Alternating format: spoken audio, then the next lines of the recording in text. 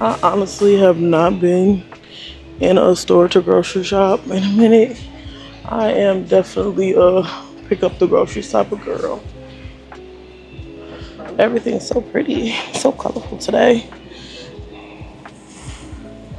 What are you getting? Those jalapenos look good, but I'll go to what's the name to get that? What? To the one over there, the fruit stand thing. Absolutely. Oh. What else would we need in the spring rolls? You feel what? I don't know what it is about fall. Like that's eggplant season. I don't know if that's a thing. I saw What this the hell is that? It's organic romancio. That time it looked like algae. Not algae. What's it called? I do kind of want some microgreens, but I couldn't tell you why. Micro cilantro?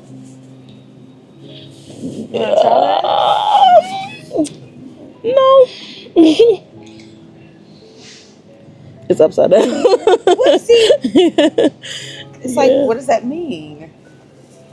Because the micro, like what have I had? I haven't had broccoli. I don't know then. I don't know which one I had. What's today? I don't know. Bean sprouts. Bean sprouts, bean sprouts. It's mint up there. Where that mean? At the top. The mint right there. Where? Keep going now. That corn. Oh, that's mango pico. That look good. I'm gonna throw that pico we got away because it came out looking good. I should have asked for my money back. Maybe we should get some coconut water. I'm looking at the little coconuts right there. But not that, because I don't want to drink that. But maybe we should. Pretty. Right. I don't trust myself. Because like these right here, at least they like make them easier to open, but I'm not finna figure out how to do that.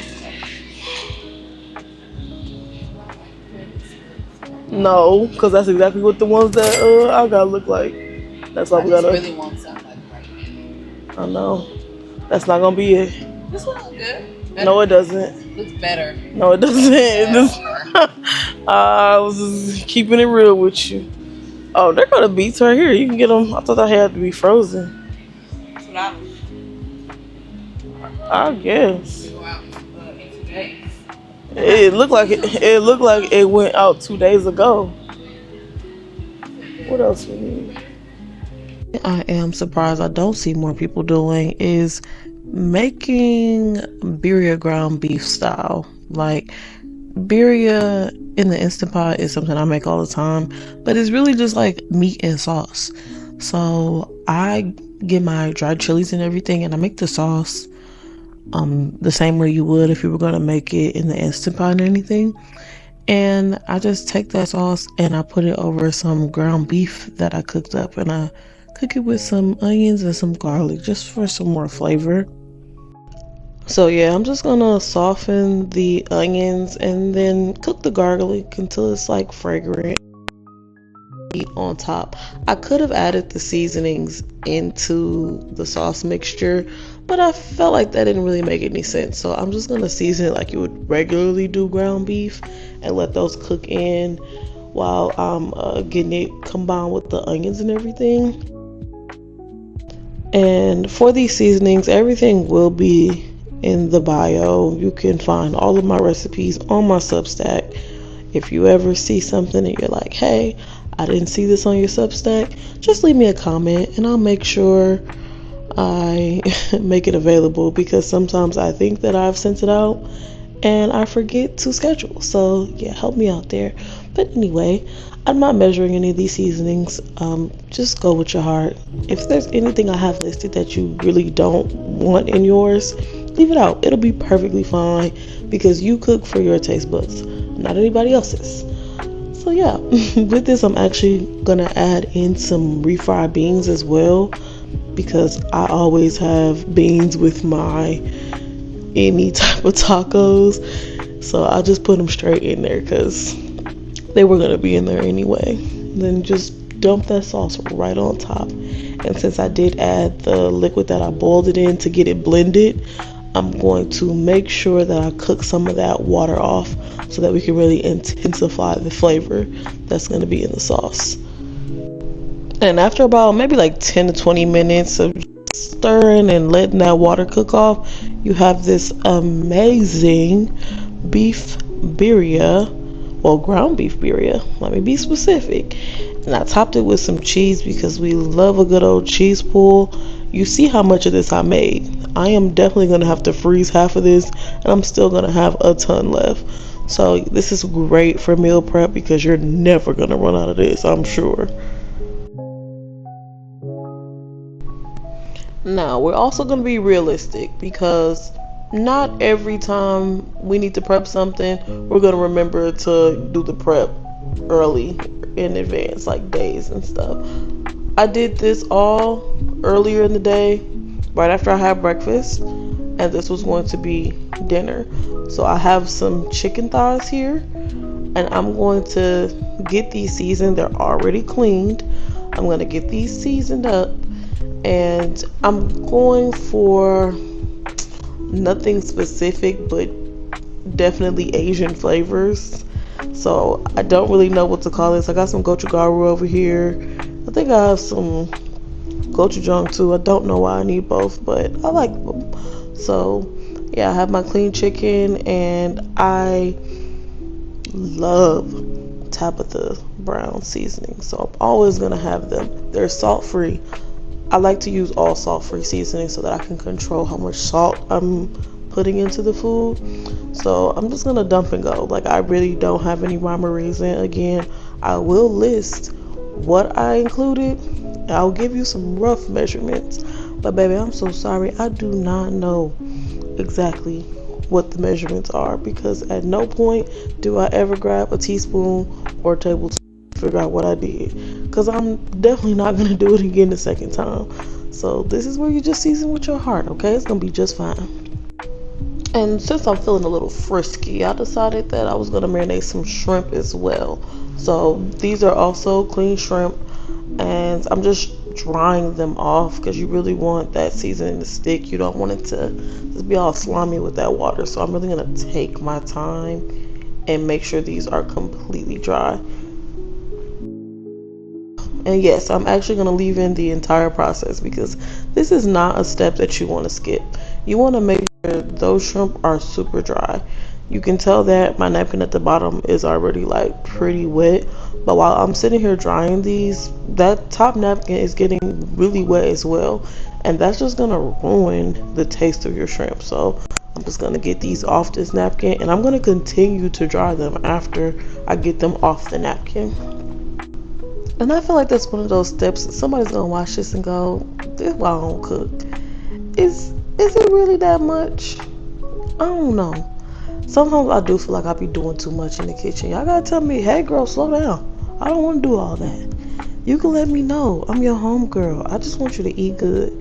But anyway, yeah, we're gonna add some oil to this. I don't think I showed it, but I also added a little oil to the chicken as well, just to help those seasonings disperse.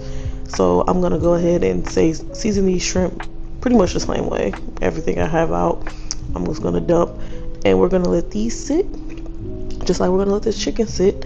And when we're ready to cook dinner, we'll come back around to them. Oh, y'all done made a liar out of me because I just said I was gonna season them the same way. I forgot. I didn't. I just had other seasonings laying around. I think what I was trying to do was like make sure it wasn't just like bland, everything tasting the same. So I added 2 different Tabitha Brown seasonings, and then I'm gonna go in with some black pepper, a whole lot of it, because I love fresh cracked pepper. And I decided not to add any salt to these yet because I will be marinating them, and I don't want the salt to draw too much moisture. So right before I cook these, I'm going to add some salt, and then I'm going to get them in my hot cast iron. Cook them for like maybe like 2-3 minutes on each side. It doesn't take long, but since these shrimp are so small, you do have to work fast, getting them all in the pan one by one, and making sure that you're actually flipping them one by one once you have all of these in the pan as well.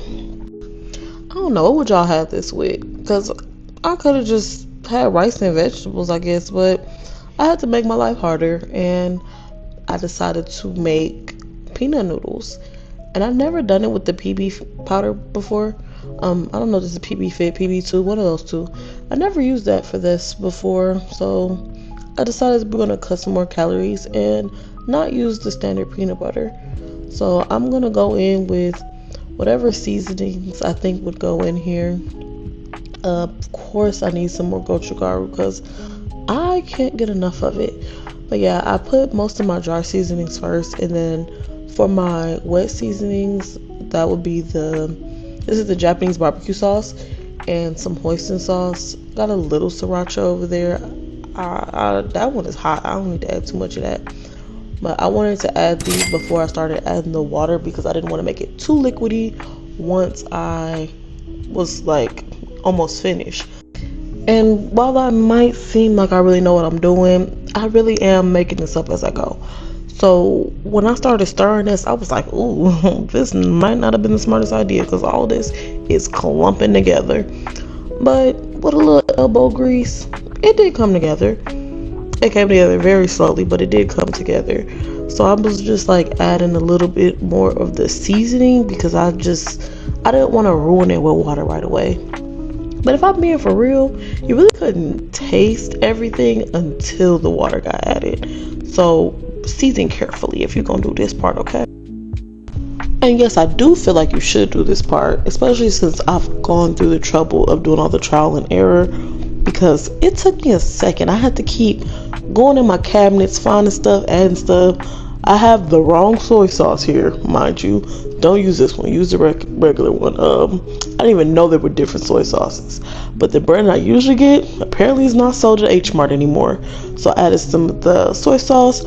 I wish I added a different one, but I added some sesame oil, and this is some sugar-free syrup as well. That was my sweetener because I did want to keep this sugar-free.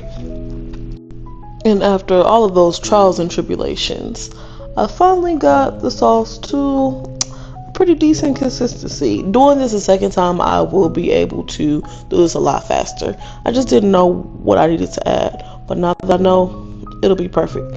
So I added the water that was my noodles were boiling in, and I slowly drizzled that in to like loosen up the sauce.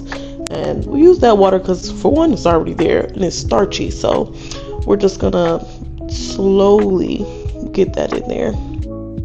And honestly, I would prefer to just do this with ramen because I use those protein noodles and it took forever for these things to coat.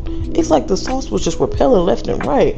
But finally, I got it to stick. Maybe it's because I was doing such a big batch, but it took a while with them tongs just working it in. But yeah, so I have my bowl of noodles and I'm going to plate this up real nice, okay? Start with the cabbage because cabbage is very low calorie and very filling, full of fiber. And for some more fiber, I'm going to go in with some more veggies. I just had these steaming away while I was prepping the noodles. And it could be whatever veggies you have in the freezer. I have like some corn, some edamame. I love putting edamame in everything. And I'm going to go in with chicken and the shrimp. This is going to be just loaded. And my bowls are not very big, so it may seem like it's a lot more noodles, but it's actually a pretty small bed of noodles because I have so much stuff going up on top of it. This one right here gonna fill you up every time, I promise. And before anything else, I am a frugal girl. Okay, so I couldn't resist when I saw that it was pork butt on sale. And this all this meat right here was $5. How could you pass that up? I don't know what the health specs were on pork butt before I went ahead and made this purchase, but I knew I was gonna have to get over it. I don't even have enough people to ever feed with this much meat, but it's time to prep, baby. So I cut these up into some little bitty chucky wonkies and I season them with some oil. And the oil's going down first so that I can make sure that the dry seasonings are attaching. Again, you'll be able to find those recipes in the caption as well as my Substack. So I'm getting all of the dry seasonings put on, but I will be pressure cooking this, and my pressure cooker is not that big, so I will have to sear these off in batches.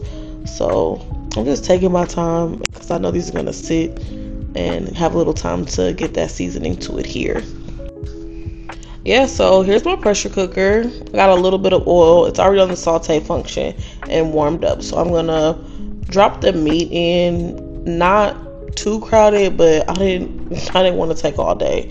So it might be a little bit more crowded than somebody probably would want me to have it. But yeah, I'm just dropping them in, and then I'm gonna flip them around and take them out and put them back in the same pan. It's okay to do that because the meat is not finished cooking. We're just getting a little sear everywhere. See the little color? That's gonna give us some flavor. So we throw that down, and then we're gonna put the other pieces that have not been cooked yet. We're gonna throw those right into the same pan. So once I get those all cycled out, it's really just dump and go from there. I'm going to turn the pressure cooker completely off. I'm not having it on the saute function anymore. I put all the meat back in. You do want to make sure that you're paying attention to your fill line, because I was cutting it real close, okay? So once I get all the meat in there, then I'm going to go in with my citrus. And Lord, these was the juiciest oranges. I was so mad that I was using them for this because I wanted to eat this orange so bad. Oh my God, it was so bad. But anyway, yeah, I put it in there because you need your citrus. I didn't have no lime, so I had to do the oranges. Oh my God, are these like the largest onions ever? Oh my goodness, they look huge. And yeah, apparently, I forgot that I needed a soda. I don't actually drink soda, so I did have just a small can of zero sugar one, and I had to do water the rest of the way because I needed like an 8-ounce can. I think that's like 6. So yeah, I add my garlic in, and we're just gonna let that pressure cook away. I found this Mexican style rice cauliflower. Oh, so amazing. And also, yes, I told you I gotta have my beans. Like, I just love beans real bad. Yeah, so now that the meat is finished pressure cooking, you're gonna take everything out. Do not discard what's in the pot yet. Just get those pieces out. And if you're like me and you like convenience, get your stand mixer or your handheld mixer, and you're gonna just blitz it, okay? We're not gonna shred this by hand. And it's gonna seem like those big old chunks like aren't gonna break down, but if you cooked it well enough, it's gonna just fall apart. And you'll add the shredded meat back on the pan with some of the sauce that you reserved, put it in a broiler, and that's it. You got all this meat, and it's gonna make these amazing carnitas. Like, look how beautiful that plate is. Oh my goodness, it's like cinematographic. Is that how you say it? Now, I'm hoping that this is a safe space, okay? I know that we're supposed to be drinking our bone broth, but I don't like how y'all be doing it, okay? Okay, a real hoochie is gonna get the chicken feet and the chicken backs. They are both loaded with collagen, and for this, they are a lot cheaper than getting like bones and everything like you would get for like a stock or anything. I think both of these packages together cost me like $10 maybe, but I think there were 4 backs in total, and I use half of that package, and then I go ahead and I use half of the chicken feet. So with this, I'm gonna end up getting 2 separate batches of bone broth. I'm just gonna wash what I'm gonna use, and then I'm gonna freeze what I'm not gonna use. And for whatever reason, I was up here cutting off toenails and stuff. Child, I told y'all I'd be doing too much. I don't know. I don't really need to do that because I'm going to strain the broth. So you ain't got to cut them toenails off if you really don't feel like it, okay? Because I don't even cut my own toenails. I don't even cut my own toenails. I don't know what I thought I was doing. These things was flying everywhere. And yes, I have made broth with the chicken feet before, but it's like something about being on the camera, like you just start thinking to do stuff that you don't normally do. This is not one of the things you need to be doing. Okay, so since I couldn't get in front of the sink, I'm just separating everything out, and I'm gonna go rinse the suds off of this, and then I'm going to return everything back over to here. And I did decide to do this extra step, which I don't always do, and that's roasting the feet, and that helps like bring out some of the oil and collagen. But please put a mat up under there. Them things was sticking left and right. They didn't have no business being stuck to this pan like this. Oh, I don't know if I mentioned, but I will also be cooking these in the pressure cooker. So after I roast these down, I'm going to put my vegetables in the pot.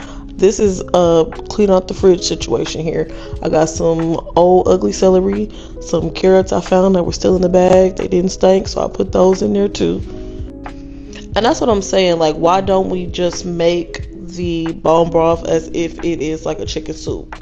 Like, it's essentially the same thing. There's no harm in putting these vegetables in here. It's not gonna drastically change the nutrition content or anything. Drinking straight bone juice is not the vibe. Just drink it like a soup. Like, let's not be weird, okay? And while you do see me adding a lot of different seasonings, don't be overwhelmed by that. I'm just dumping stuff because I'm literally just in front of my seasoning cabinet.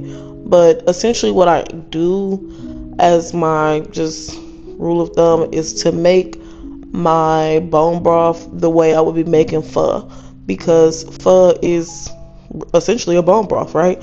So I do put the pho spice packets in.